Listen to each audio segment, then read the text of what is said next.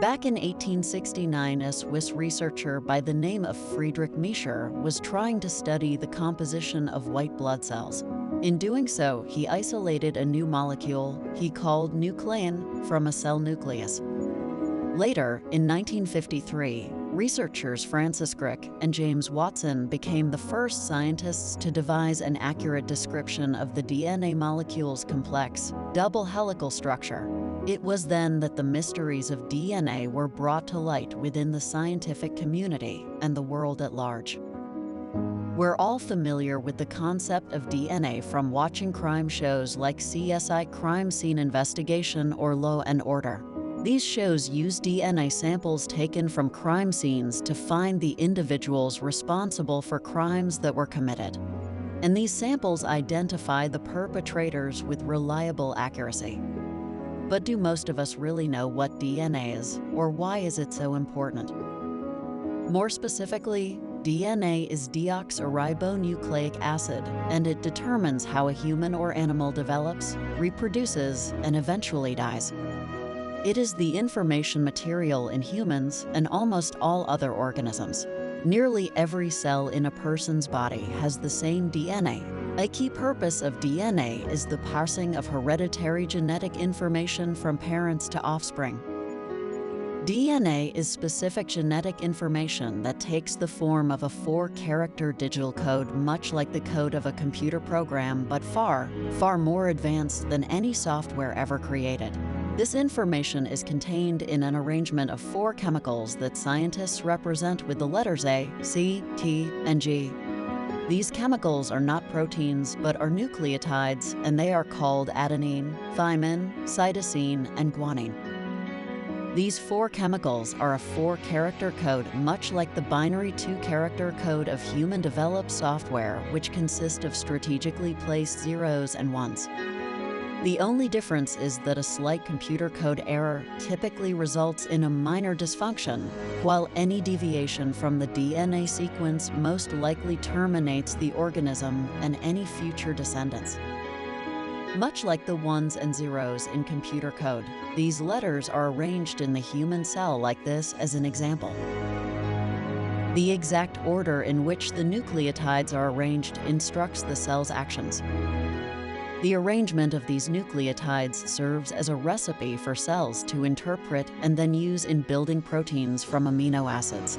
These proteins are then used in cellular functions, everything from growing your hair, metabolizing food, and forming all kinds of structures like eyes, wings, and legs.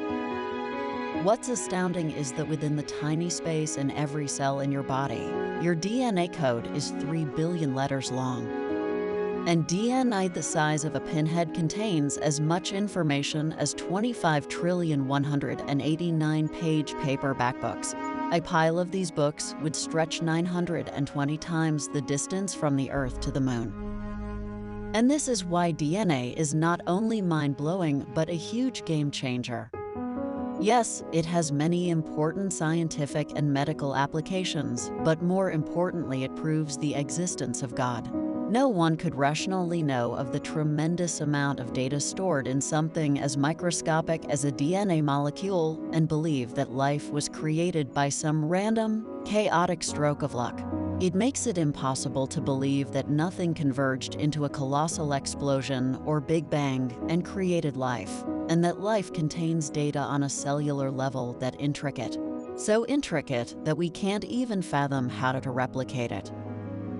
Meanwhile, the atheistic community has argued that DNA is merely an evolution of RNA or ribonucleic acid. RNA is a nucleic acid present in all living cells that has structural similarities to DNA. RNA carries out a wide range of functions, from translating genetic information into the molecular structures of the cell to regulating the activity of genes during development, cellular differentiation, and changing environment. However, information in RNA and DNA presents a problem for these researchers who propose RNA as the first molecule to appear through some combination of chance and chemical evolution. Even if RNA is a precursor to DNA, the first RNA molecules would have to be teeming in information to replicate itself. And as proven even with our man-made computer programs, information must exist first before any other transformational process can take place. Without the prior genetic information in DNA and RNA, nothing of significance happens within cells. Therefore, this hypothesis is incomplete, just like evolution and Big Bang theory. Are we really to believe that the universe began as a tiny speck of energy jammed into a very tiny point, and this extremely dense point exploded with unimaginable force, creating matter and propelling it outward to make the billions of galaxies of our universe? This is basically stating that nothing created everything. What caused this speck to explode? More importantly, what created the speck? Are we to believe the universe had no beginning? That it was just there as a speck of nothingness that morphed into everything we see now by chance? How illogical is this as an idea? The last time I checked, nothing doesn't create anything. Here's an image of an empty field. If we were to visit this field and just observe it, do you think that, let's say, a building or a house will just pop out of thin air and materialize in this field?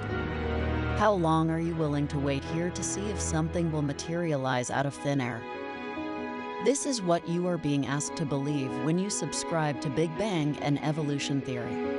This goes against the physical laws that we observe every day. God created these physical laws of nature. The book of Genesis in the Bible tells how He created the heavens and the earth in 6 days and rested on the seventh day. But with regard to how evolutionists explain the origin of life, there isn't much discussed at all. Normally, the discussion skips the origin of life and goes right into the evolution process. Like all facts which lead us to conclusions we don't like, it's much easier to simply ignore the problem. And when was the last time you saw an explosion create order? Every time I've seen an explosion, it's destroyed things and created chaos. We live in a universe that is full of order and universal laws created by God. Nothing boils down to chance. God is in control of everything, and He embodies order, discipline, and perfection. We may not understand why things happen as they do, but there is a reason for everything that happens. It makes teaching Big Bang and evolution theory ridiculous and misleading. I'm annoyed that it was taught to me. Are we so opposed to the thought of God that we'll teach false doctrine to children that requires more faith than just believing in God? Getting back to DNA, several notable scientists who were formerly proponents of evolution have reversed their views based on the discoveries of the information found in DNA. One such person was Sir Anthony Flew, the late world-famous philosopher who had been the leading atheist in England. It was because of the discoveries within DNA that he renounced his atheism and accepted the existence of God. Everyday life confirms that information only comes from an intelligent creator. In fact, in the entire history of the universe and the history of science, a single instance of information arising from anything other than intelligence has never been identified.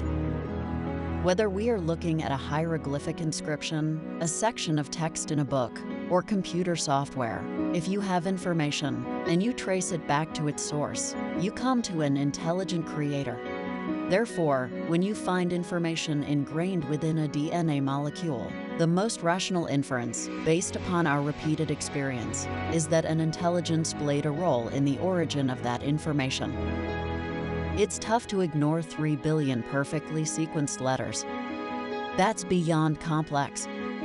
It's mind-blowing and supernatural. Romans chapter 1 verse 20 says, "For since the creation of the world, God's invisible qualities, His eternal power and divine nature have been clearly seen, being understood from what has been made, so that people are without excuse." This is so important because you need to believe God exists and accept Jesus as your Lord and Savior in order to receive salvation.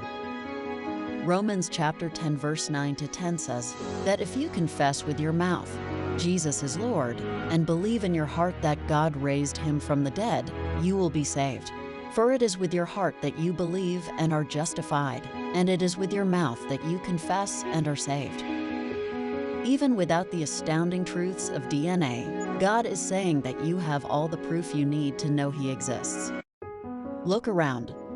He's in the trees, the sky, the stars, the animals, and the oceans.